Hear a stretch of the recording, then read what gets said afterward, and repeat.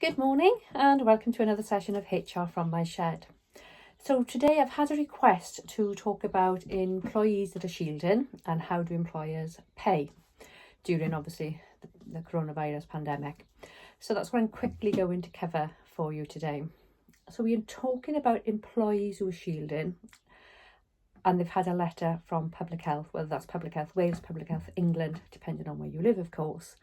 We are not talking about partners of those who are shielding or other people in the household who are shielding. We're talking about employees who are shielding.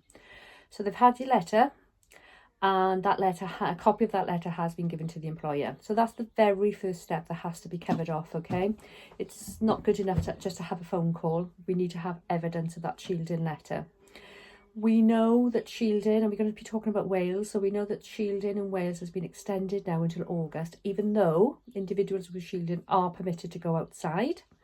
But for shielding purposes, they've been told not to go to work until August the 15th. So what happens with the employers? What do? Two options, as far as I'm concerned. Option one is to furlough. So we know that furlough means realistically that there's no work for somebody. Yeah, we know that.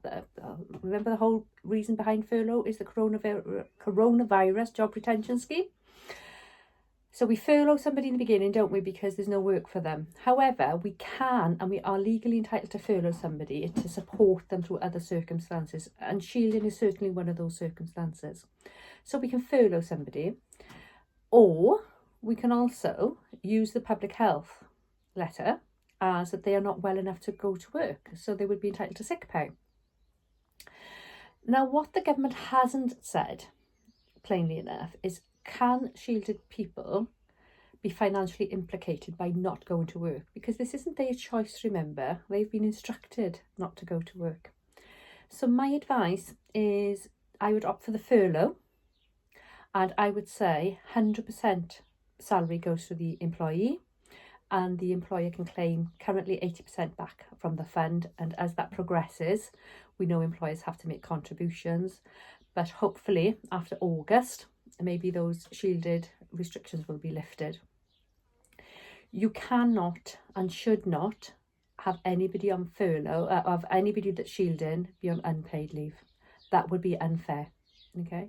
So if they've had a letter to say they are shielded, not that they are in a household with somebody who's shielded, but they are shielding, the employee is shielding, put them on furlough, top it up to 100% and claim your 80% back. Support your employees who are shielding. So that's HR from the shed. Speak to you soon.